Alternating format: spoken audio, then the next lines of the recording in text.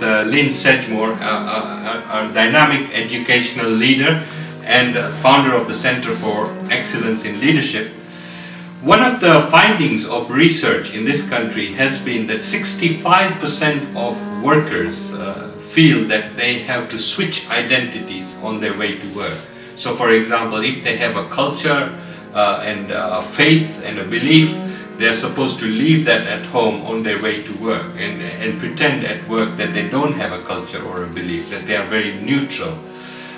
Lynne, do you think that that's a good thing? I don't. I think it's a terrible thing.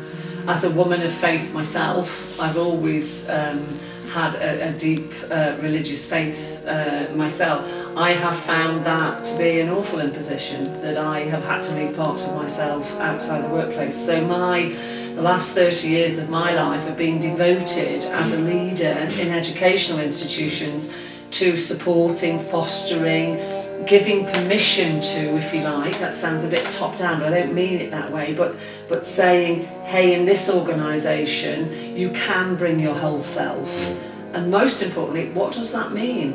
And having dialogues around that, and introducing structures and processes into the organisation that enable people to believe that's a reality, not just rhetoric. Yeah, I mean, I find it very surprising. If you think about it, every employer wants a worker who is hardworking, who is disciplined, who is honest, who sets his or her own standards for their work, etc.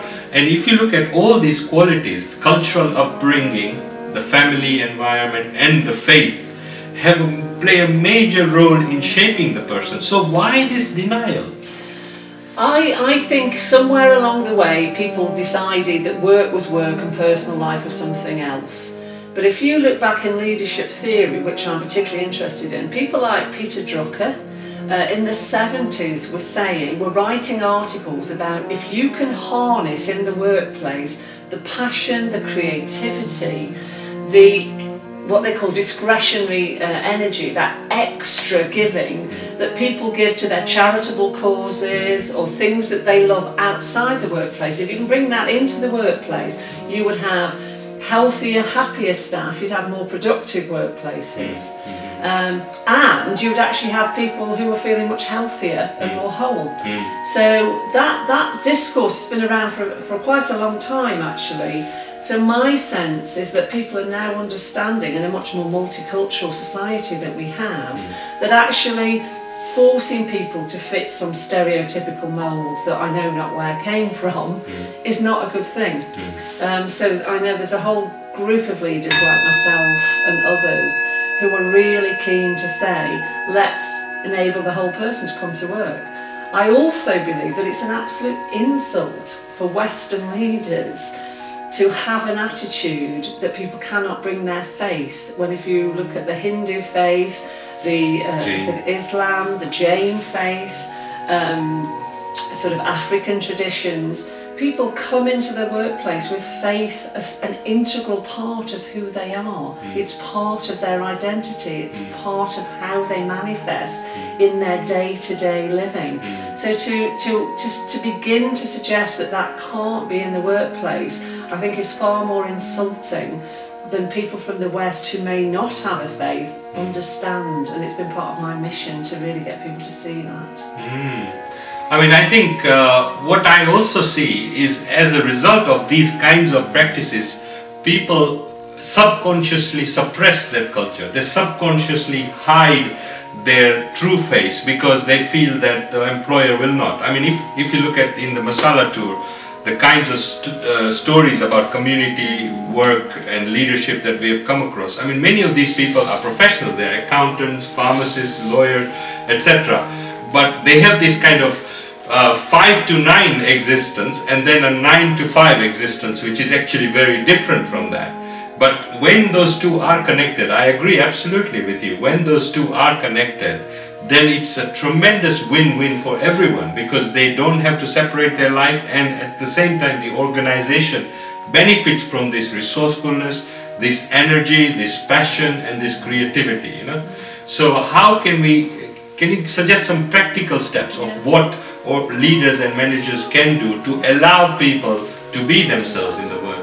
I can, and actually I'm co-authoring a book on this at the moment, based around what we did in the Centre for Excellence in Leadership and to a lesser extent what I did in Guildford College. First and foremost, I think you need a quiet room, a prayer room, where people can go and have private space for their prayer life, or to sit quietly and to contemplate, meditate, or just to be. I think that's important, so they can actually go somewhere that nourishes their soul and their spirit.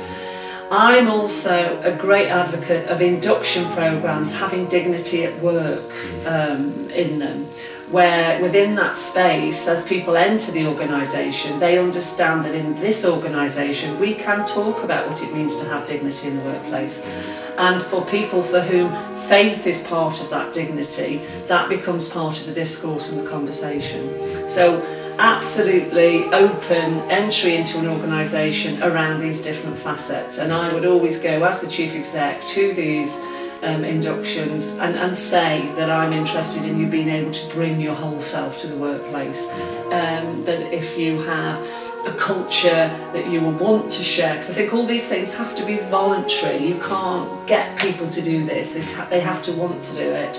That we are interested in the different cultures in this organisation. We want to learn and share and have discourse around that, and then have brown bag sandwich lunches where people come and talk about their faith or their culture. Or their hobbies. Or their hobbies, or whatever it is that matters to them, that they feel that brought into the organisation enhances what they do. I'm a great advocate of self-awareness tools, that people are given access to coaches, to mentoring. I've used things like the Enneagram or NLP, but reflection tools, that people are given practical ways in which they can think about who they are in their entirety. So it's not just about this is me as a worker, this is me in other facets of my life. Who am I? How do I understand myself better? How do I understand others better? And most of those self-awareness tools are all about seeing others and where they're coming from. Working on faith literacy, working on cultural intelligence, working on emotional intelligence, working on spiritual intelligence. Again, having spaces in the organisation where people can have those conversations. We produced a faith toolkit for leaders in the Centre for Excellence, which was very, very popular, that people could understand about others' cultures and others' faith traditions. Again, in a way that's very inclusive and very open and very diverse. I mean, what impact would it have to the organisation if it were to allow people to have an identity and to have a belief and to be themselves? What impact would it have? Well, what we found in Cell, after 4 years of operation, and we were very diverse. We had a mix of different ethnicities, we had a strong gender balance, we had people from all kinds of different cultures. I think we counted up at one point, and it was people in Cell spoke something like 30 different languages. And we bothered to find that out. And to draw on that.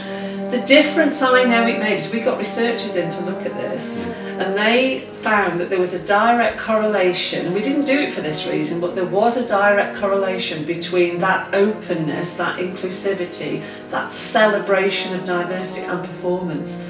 Because what people were saying is, when I come into this organisation, I love it. I feel I can be everything I am. I think I'm being allowed, fostered, encouraged to be the best I'm capable of, and that translates into what they do of service.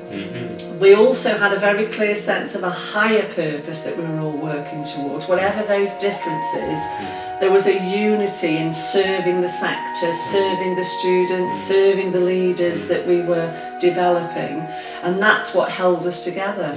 And I think we had a happier workplace. We had satisfied people who were loving what they were doing. We had incredible energy, and we had phenomenal performance, and we made quite extraordinary financial surpluses every year. And I'm convinced that it was about that something more than, that's hard to measure, but you know it when you walk in an organisation. People talked about our passion, our creativity, our boundless energy, and they could feel it when they walked in. Fantastic. I mean, the only thing I see is there is a fear amongst those people who don't have faith to engage with people of faith, because there is this kind of perception that people of faith have an agenda that they may try to convert, or they will try to impose their views on others. So how do we practically deal with this fear? I think it's faith literacy and cultural intelligence, because if you know anything about Jains and Hindus, you know that they're not trying to convert you. So understanding the faith traditions, understanding the philosophies and the psychologies behind how different faith traditions actually function immediately opens people up, particularly Christians who are used to a more perhaps evangelical, a true Christian will go out and convert as many people as possible. So I think it literally is that cultural intelligence, that faith literacy, that you begin to understand the fundamental differences that are there and to appreciate them. And that having access to information and people reduces fear, doesn't it?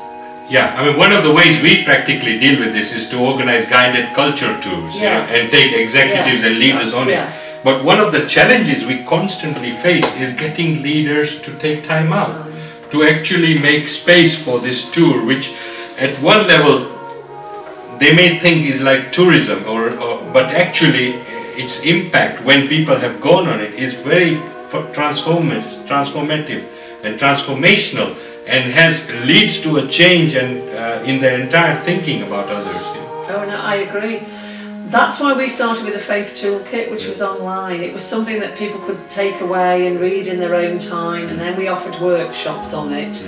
And I think then cultural tours. I trained as an interfaith minister for 2 years, and I would say the most valuable part of that was going to the places of worship, going to the synagogue, the mosque, the temple, the gurdwara, just going and meeting people and having conversations.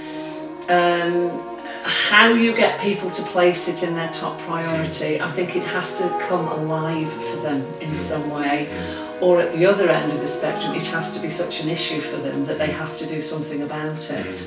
So I think it's one or the other. You get somebody like me who has a natural love and natural curiosity, but at the other end we had people engaging when actually there was an issue in their college that they needed to deal with Muslim students about, or an issue with the mosque, or perhaps the Hindu students were around Diwali and the faith celebrations, and then it became an issue that was of importance to them, so it shot right up the list of the to-dos in the inbox.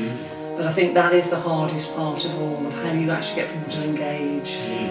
What I find most surprising about Britain, and we've got the top 100 global companies headquartered here, many of them headquartered here. But in spite of that, if you look at the leadership is very monocultural.